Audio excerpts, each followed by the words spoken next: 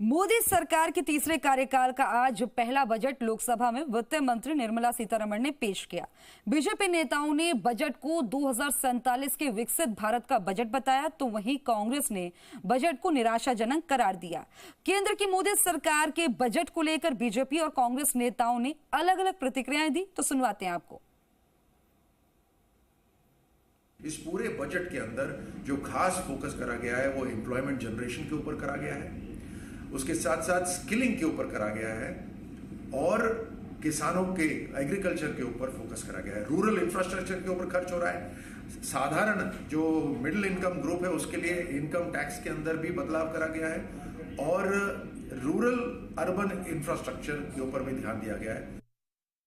निश्चित रूप से समाज के सभी वर्गों को ध्यान में रखते हुए और राष्ट्र के सर्वांगीण विकास को ध्यान में रखते हुए ये बजट प्रस्तुत किया गया है। प्रधानमंत्री जी का जो सोच है कि 2047 से पहले भारत दुनिया का सबसे विकसित राष्ट्र बने, उस दिशा में ये बजट एक कारगर कदम है और आने वाले समय में इसके सकारात्मक परिणाम देखने को मिलेंगे और सब वर्गों को राहत देने वाला बजट है।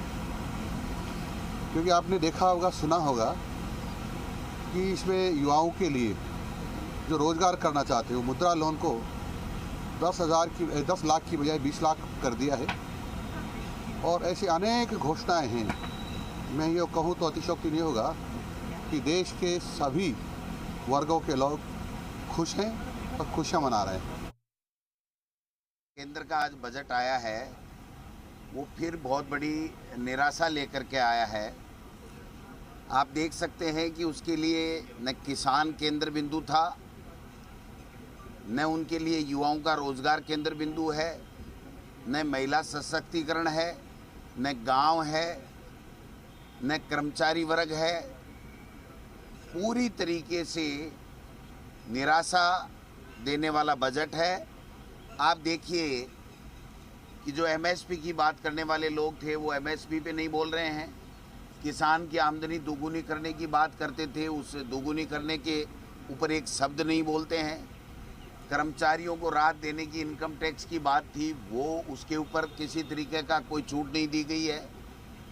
उल्टा 15 लाख से ऊपर के ऊपर टैक्स जो बढ़ाने का काम किया गया है और राजस्थान के लिए पूरी तरीके से राजस्थान तो गायब है।